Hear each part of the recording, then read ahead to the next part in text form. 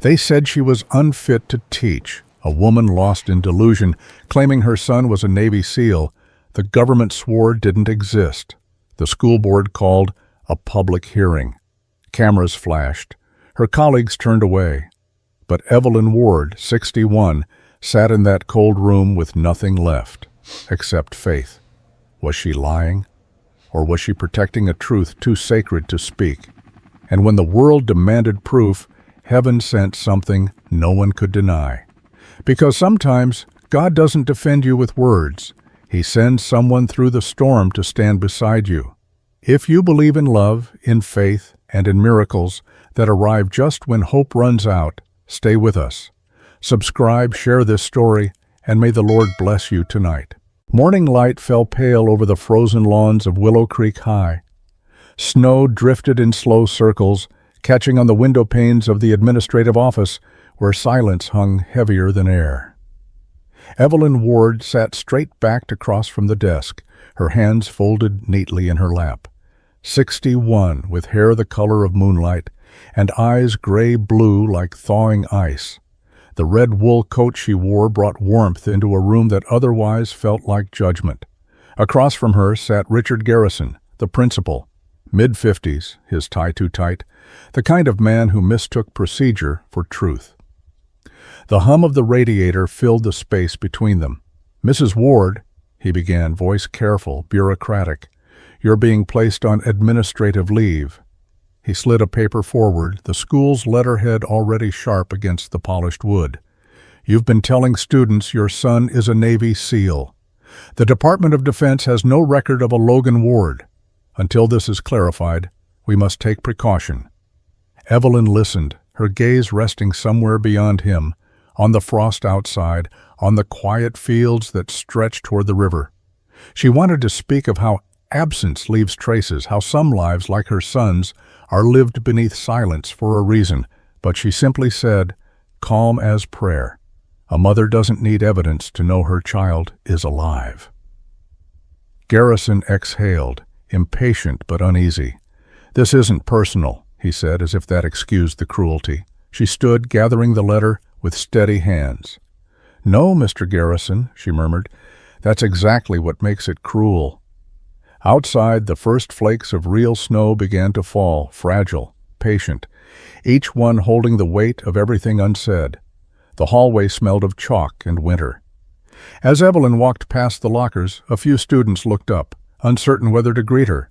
She gave them a soft nod, the kind teachers give when they still hope their kindness will be remembered later. Her heels made small, careful sounds on the linoleum. In the teacher's lounge, the coffee was burnt and bitter.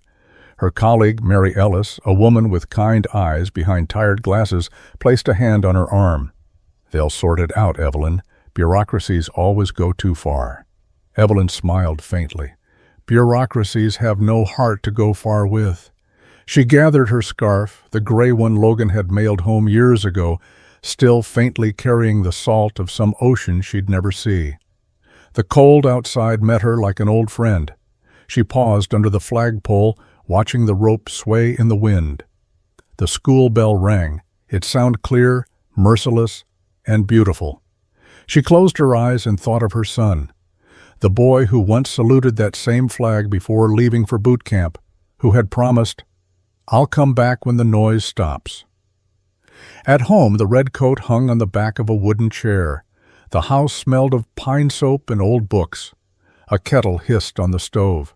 Evelyn's movements were deliberate, the rhythm of someone who had learned to fill silence with purpose.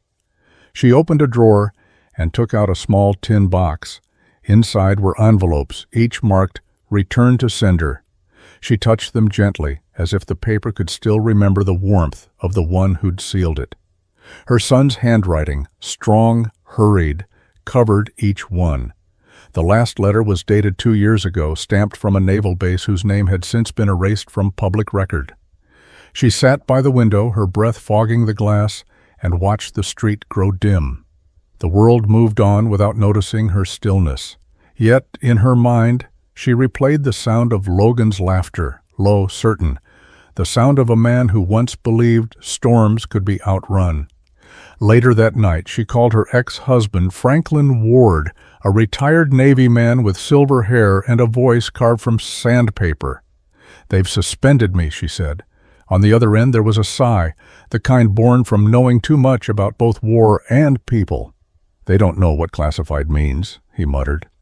"The boy's alive, Evelyn. You hold on to that." "I do," she said. "Every day I do."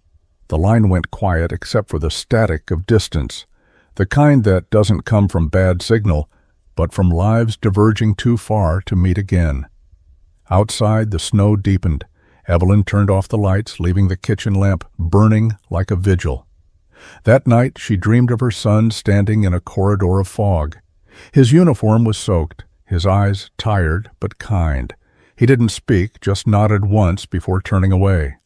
When she woke, the window was open, and snow had gathered on the sill. She brushed it away with slow fingers, whispering into the cold, "I know you're still breathing, Logan." And for a moment, as dawn rose faintly through the glass, she felt less alone. The silence of the house became almost sacred, as if someone, somewhere, had heard her faith and chosen to remain unseen, out of mercy. The winter wind carried whispers down Willow Creek's narrow streets. Snow still clung to the gutters, and each breath rose like smoke. In the classroom, Evelyn Ward stood before a board that still smelled faintly of chalk. She had been teaching here for 30 years, but that morning the room felt foreign, like entering a church after faith had left it. Her students were quiet, their notebooks open but untouched. One girl, Sarah, with freckles and braids too neat for her age, lifted her hand, voice trembling. "Mrs. Ward, is your son really in the Navy?" Evelyn paused, her eyes softening. "He is," she said. "He's just somewhere the light doesn't reach." A boy at the back whispered, "My dad says that's not true." Another giggled nervously. Evelyn smiled faintly, not at them, but at memory. "The wind," she said. "We never see it, yet we know it moves the trees." When the bell rang, chairs scraped, and the students filed out in silence. Someone had drawn a crude note on her desk. "Crazy lady." She folded it neatly and placed it in her pocket, as if to remind herself that cruelty was often the only courage fear could find. Outside, the air bit at her skin. She walked the long path home through the park where bare trees bowed beneath frost. The sound of her steps echoed, a lonely metronome of dignity. At the bakery, whispers followed. "That's her, the one who made it up." Evelyn smiled politely to the clerk, a young man who couldn't meet her eyes. She bought 2 loaves of bread habit, though she now ate alone, and left $1 more than needed. Passing the post office, she paused. Through the window, she saw the clerk sorting letters. Her own name flashed briefly on a returned envelope. Ward Evelyn. Undeliverable. The sight caught her breath, like a hand around her chest. She closed her eyes, hearing again the sound of her son's voice, reading letters when he was small. Careful, deliberate, as if language were a sacred trust. At home, twilight settled early. The kettle hissed. Evelyn's red coat hung near the door, still carrying the faint scent of chalk dust. She sat by the window, notebook open, though she hadn't written for months. On the first page, a line from years ago, "Truth doesn't need applause." The clock ticked loudly. In the corner of the living room, the old radio flickered with static before humming into life. She turned the dial gently. A reporter's voice cut through. "Local teacher, under review for spreading false military claims. Community concern rises." Her name followed like a wound being read aloud.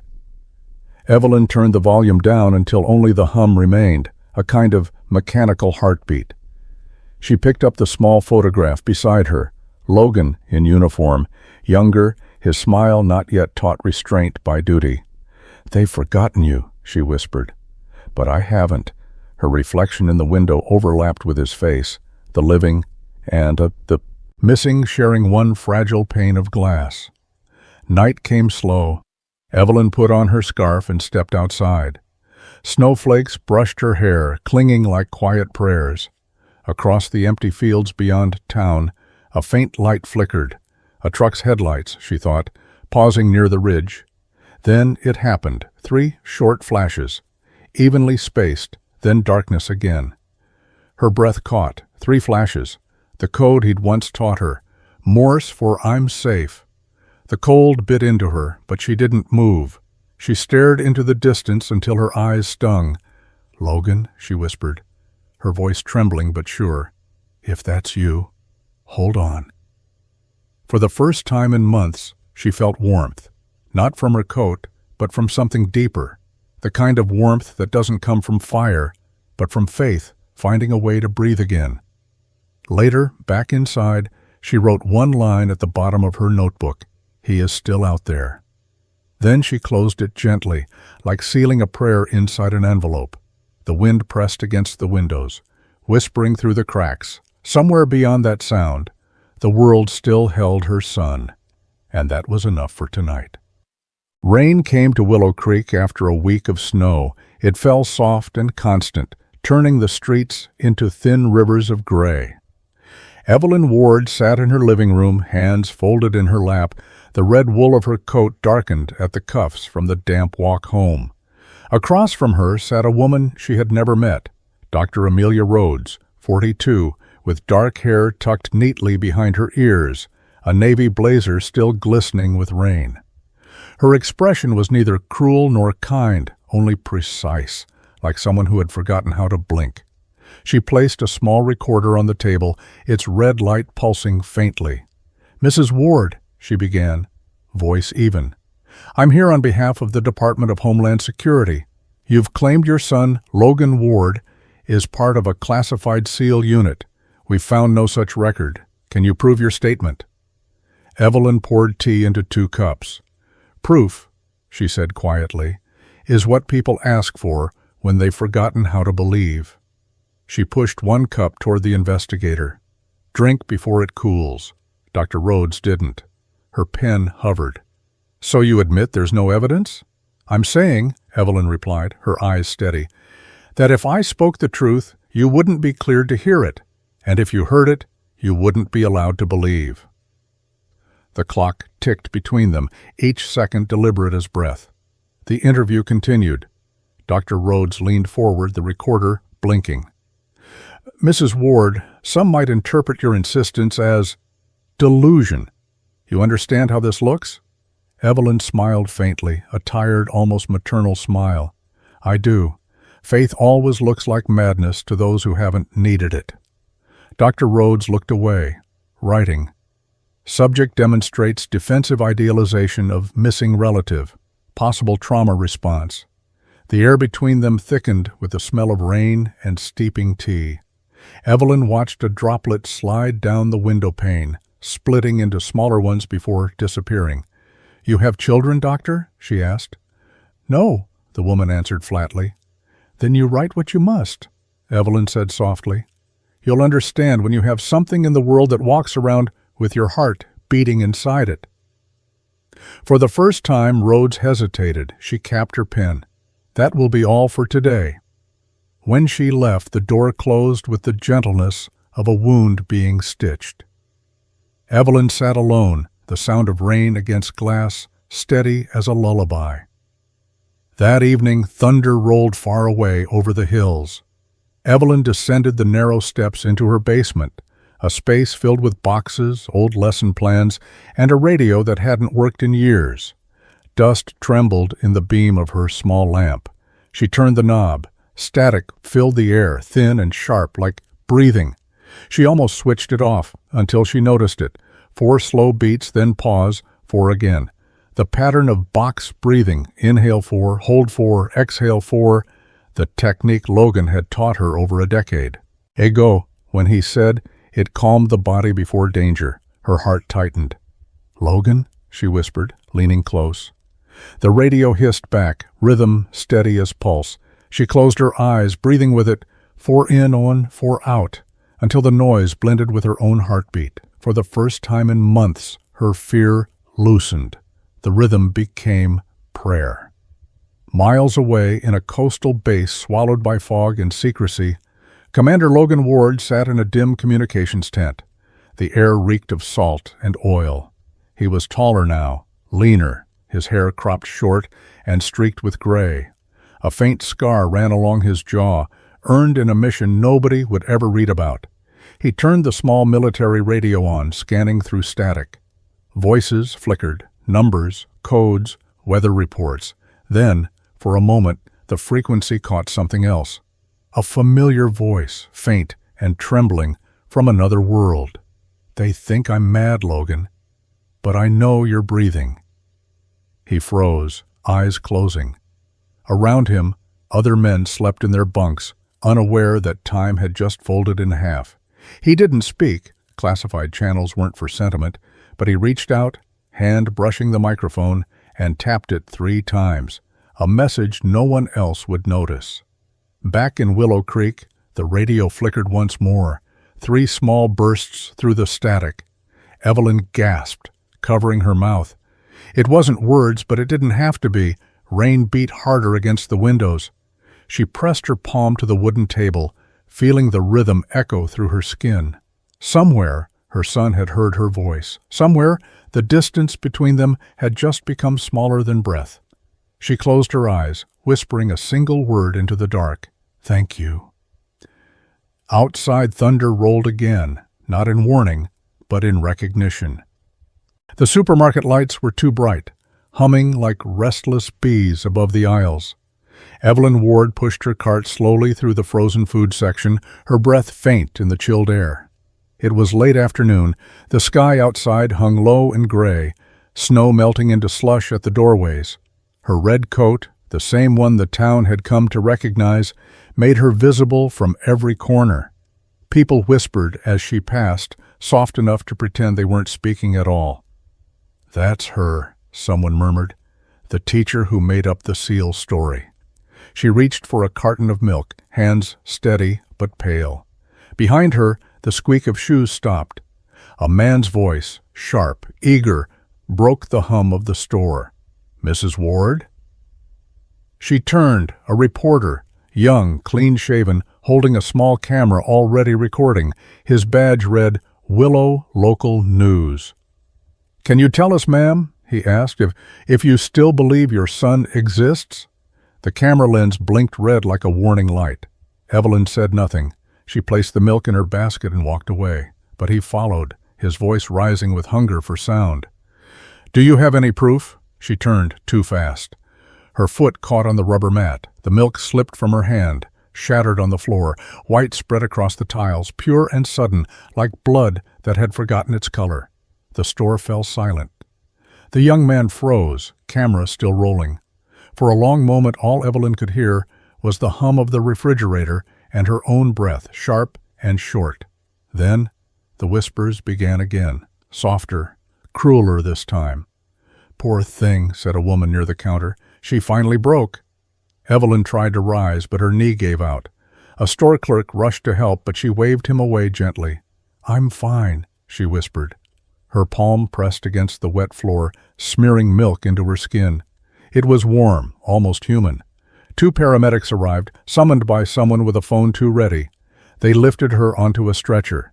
As they wheeled her toward the exit, she noticed the reporter still filming, crouched now to get a better angle. "Please," she said softly, "turn that off." He didn't. Outside, snow was falling again, thick and slow, as if the sky itself wanted to hide her from view. The video was online before she reached the hospital. A shaky headline, "Delusional Teacher Collapses When Confronted with Truth." Thousands watched. The comment section bloomed with judgment. "She needs help. She's lost it. This is what happens when people lie to themselves." In the sterile light of her hospital room, Evelyn lay with her leg in a brace and the steady beep of the monitor beside her. Her hand still clutched a small brown envelope marked "Confidential," sealed with wax. It had been delivered the morning before by an unmarked courier. No return address, just her name in neat capital letters. Inside, she'd glimpsed a page stamped "Classified Personnel Records," sealed. She hadn't told anyone, not even Franklin. She didn't know if it was real or another test of her hope, but she held it now like an anchor against the drift of doubt.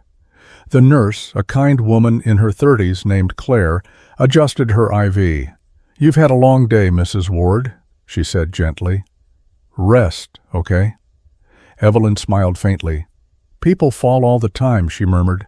"It's getting back up that seems to bother them." That night, the hospital TV flickered with local news. She saw herself, slowed down, looped, replayed. The milk splashing, the fall, the reporters shouting. Each frame stripped her of dignity, then sold it back as pity. Evelyn turned away, eyes stinging.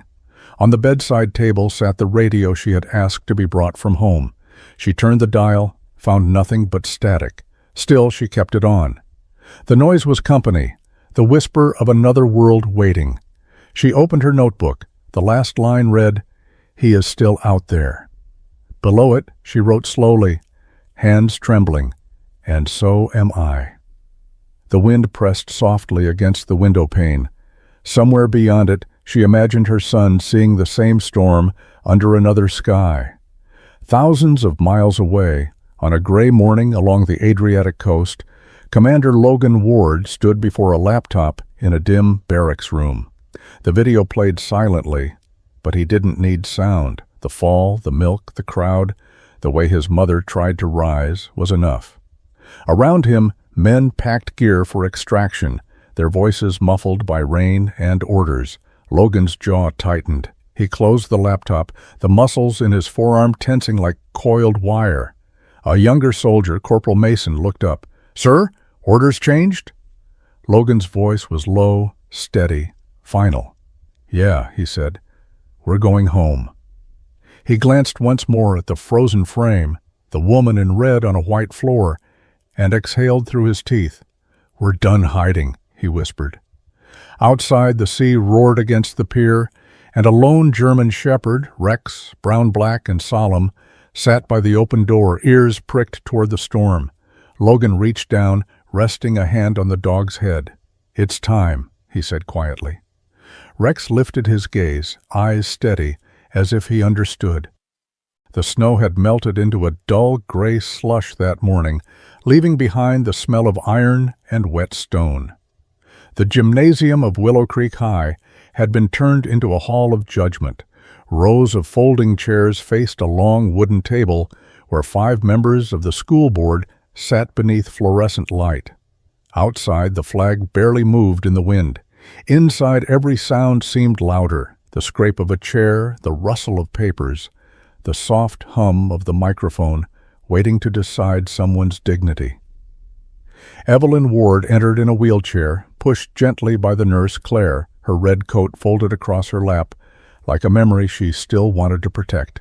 Her skin was pale, the bruise on her temple a fading violet. The whispers started before she reached the front. "That's her. The woman from the video.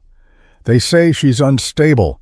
At the center table, the chairman, a man with silver hair, polished glasses, and the uneasy confidence of someone who has never been truly brave, adjusted his microphone.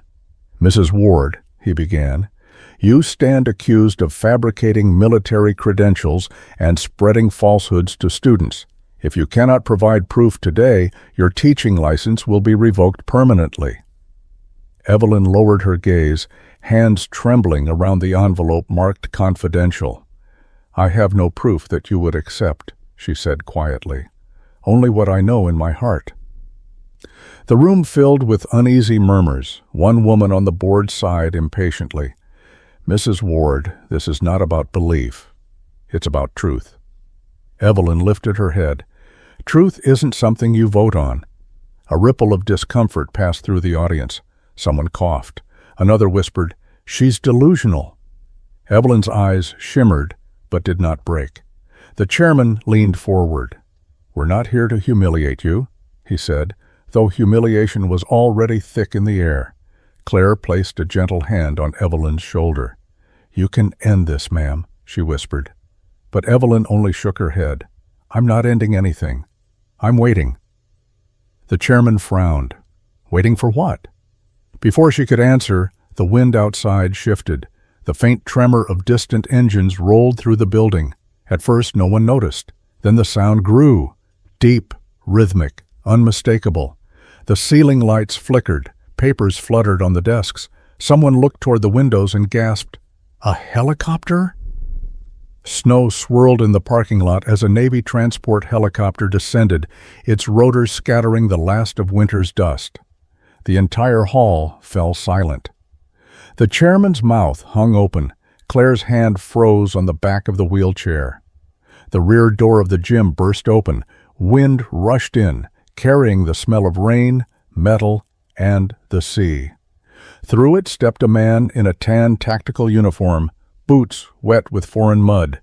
His beard was short, his eyes gray and calm, the color of storm seen from a distance.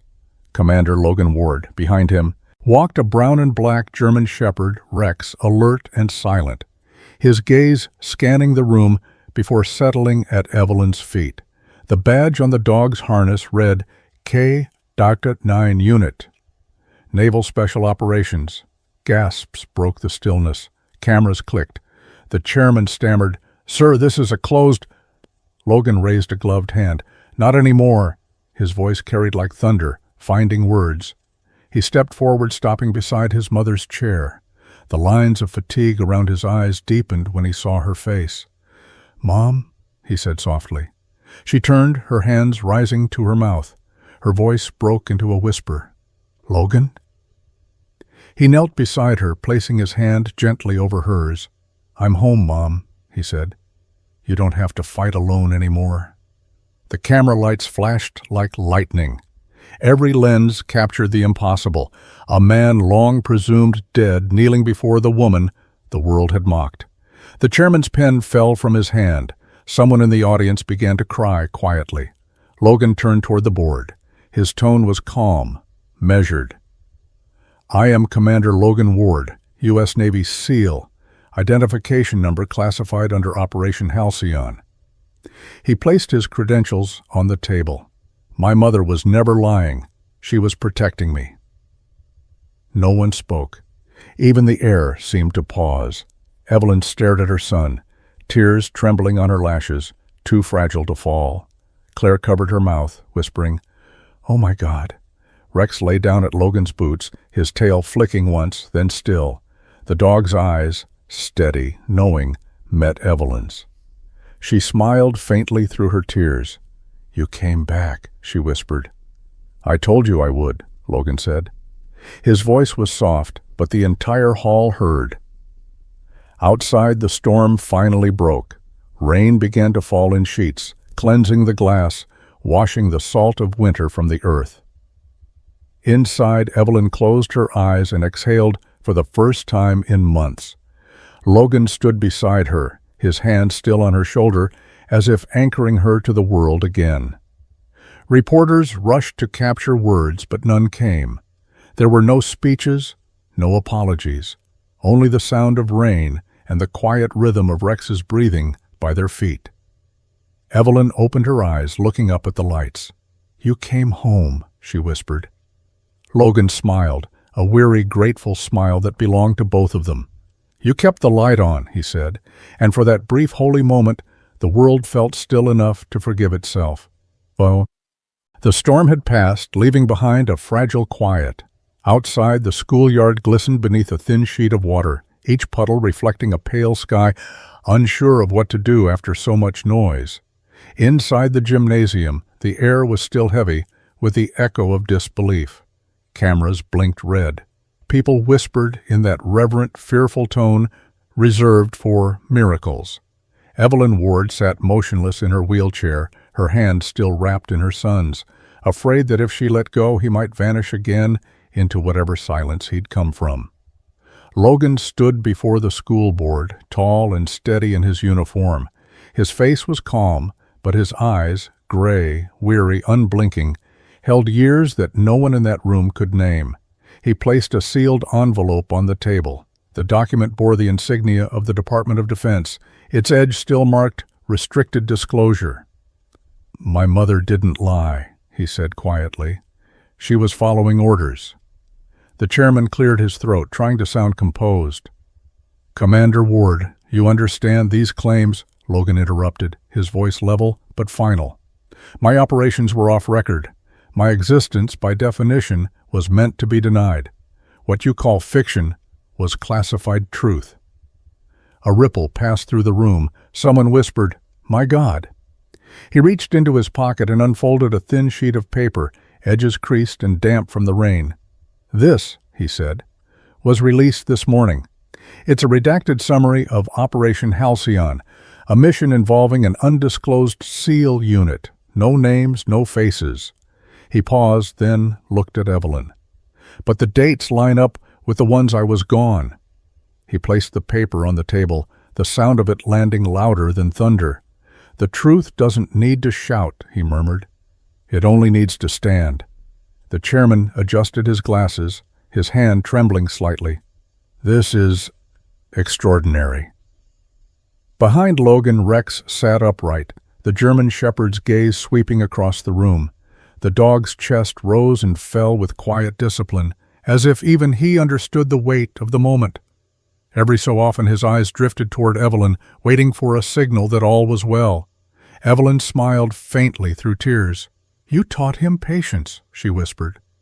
"No," Logan said softly. "He taught me." The double doors opened again. A hush fell as Franklin Ward entered. He looked older than before, his hair entirely silver now, his leather jacket darkened by rain. He paused near the entrance, one hand resting on the brim of his old Navy cap. He approached slowly, boots echoing across the gym floor. "I heard there was a trial," he said. His voice was calm, deep, carrying both fatigue and pride. "And I thought maybe I should show up for once." Logan turned, surprised. "Dad." Franklin lifted a hand, stopping him. "No need, son. I see it." He faced the board, his voice steady but edged with quiet fire. "You want proof?" he asked. "Look at him. Look at the woman who raised him. That's your proof. One who fought, one who believed, both still standing." The chairman opened his mouth, but no words came. Franklin nodded toward Evelyn. "You asked for evidence that breathes?" He gestured to Logan, his hand trembling just slightly. "There, that's it. That's a man who bleeds for this country and still comes home to love his mother." Silence stretched, then cracked. Someone in the audience stood, then another. A slow wave of applause filled the hall, not the kind that comes from spectacle, but from awakening. Evelyn covered her mouth, shaking, tears spilling freely now. Logan placed a hand on her shoulder, steadying her. Franklin stood behind them both, his posture still straight, the old soldier's dignity returning to his spine. Dr. Amelia Rhodes, who had been standing quietly near the door, stepped forward. Her glasses caught the light, her voice softer than before. "Mrs. Ward," she said gently, "I owe you an apology." Evelyn looked up, her expression calm. "No, dear," she said, "you owe me a cup of tea." The room softened with quiet laughter, not at her, but for her. It was the kind of laughter that releases years of tension, that gives permission for kindness to exist again. Afterward, as the hall emptied and the lights dimmed, Evelyn remained seated, her fingers tracing the texture of the red coat on her lap. Logan knelt beside her once more. Rex rested his head across her knees, sighing contentedly. "You don't have to go back," she whispered. He smiled faintly. "I might have to, but I won't stay gone." She nodded, her hand resting on his cheek. "That's all I ever asked." Franklin stood near the doorway, watching them, the family he'd nearly lost, framed in soft fluorescent light. For the first time in decades, he felt peace rather than pride. Outside, the world was washed clean. The puddles shimmered beneath the gray sky, and the sound of rain became something tender, like forgiveness, spoken aloud. Evelyn closed her eyes, feeling her son's hand in hers, Rex's heartbeat against her knee. "Proof," she murmured, "was never the paper, was it?" Logan shook his head, smiling. "No, Mom. It was always you." Morning sunlight pooled across the hardwood floors of Willow Creek High. The snow was gone, replaced by the smell of damp earth and early spring. Inside the old auditorium, a few rows of chairs had been arranged facing a modest wooden stage. No cameras, no reporters this time, only people who had come to see, not to judge. Evelyn Ward sat in the front row, her red coat draped neatly over her knees. Her hands, though still frail, no longer trembled. Beside her sat Logan in civilian clothes, a gray sweater, jeans, boots that still carried a trace of foreign soil. On his other side, Rex lay quietly, his head resting on his paws, eyes half closed as if he, too, understood the sanctity of peace. The principal, Richard Garrison, stood at the podium. His voice, once sharp, now carried an edge of humility. "We gather today," he said slowly, "not to correct a mistake, but to recognize the strength it took to endure one." He turned toward Evelyn, his expression softening. "On behalf of the faculty, I offer our apology for not believing what was true all along." Evelyn nodded, her eyes glistening. "It's all right," she said gently. "Some truths need to walk through fire before they can be seen." After the short ceremony, Dr. Amelia Rhodes approached her. The investigator looked different. No blazer today, just a simple navy coat and tired eyes that seemed freer somehow. She stopped in front of Evelyn, holding out a small paper envelope. "I brought this back," she said quietly. Inside was the tape recorder she had once used during their interrogation. "I erased everything. It didn't belong to evidence. It belonged to faith." Evelyn smiled, her voice tender. "Thank you, dear. You've learned faster than most." Dr. Rhodes's lips curved faintly. "No," she said, you taught me. I used to believe proof was what made something real. Now I know it's people like you who do." They stood there for a moment in silence, two women bound by something neither law nor duty could define. When Amelia turned to leave, she reached down to pat Rex's head. The dog's tail flicked once, as if to bless her departure. Later that afternoon, Logan walked the quiet halls of the school. The air smelled faintly of chalk and floor polish. Familiar, grounding. On the wall outside room 203, where his mother had once taught literature, a blank space waited. He lifted a framed photograph, the one taken years ago, his mother smiling beside her graduating class. Gently, he hung it back on the hook. The nails fit perfectly, as if the wall had been waiting for her return. Sunlight streamed through the window, catching the bronze plaque below it. Truth does not need to be believed, only kept with love. Logan stood there a long while, his reflection merging with hers in the glass. He remembered being a boy, sitting in the back of her class, pretending to read while watching her write on the board. The way her hand moved, slow, patient, sure, was the first lesson he ever learned about strength. Outside, Evelyn waited on a wooden bench near the school's old elm tree. The snowmelt trickled down the roots, gathering in small pools that reflected the light like fragments of memory. Logan approached, the wind tugging at his sleeves. She looked up, smiling. "You took your time," she teased softly. "I had to fix something," he said. She patted the space beside her. "Sit, soldier." He obeyed, chuckling. For a while they said nothing. The quiet between them was full, filled with all the words they no longer needed. Rex settled at their feet, eyes half shut, breathing slow and content. After a long moment, Evelyn asked, "Where will you go now?" Logan looked toward the hills beyond the town, his voice low. "Home, Mom," he said. "This time, for real." The sun dipped low, painting the world in gold. The air was warmer now, carrying the scent of pine and thawing soil. Evelyn leaned her head lightly on her son's shoulder. "You know," she whispered, "I used to think faith was waiting for someone to come back." He glanced down, smiling. "And now? Now I know it's believing they never really left." They sat until the sky turned copper, then blue, then finally quiet. The wind moved through the trees, soft as a hymn. At their feet, Rex raised his head once, eyes shining in the fading light. Evelyn reached down to touch his fur, feeling the warmth of life beneath her palm. And as the last light of day poured across the fields, it felt like something sacred had been restored, not just truth, but grace. Sometimes God doesn't send thunder or miracles. He sends quiet mornings like this when the world feels clean again. Evelyn's story reminds us that even after years of pain, faith can still find its way home. For those fighting illness, loneliness, or the slow ache of time, remember, you are seen, you are loved, and you are never forgotten. May the Lord bless your heart, your health, and your home with peace. If this story touched you, share it with someone who needs hope tonight. Leave a comment, subscribe for more true stories of grace, and may God's light guide everyone watching from home.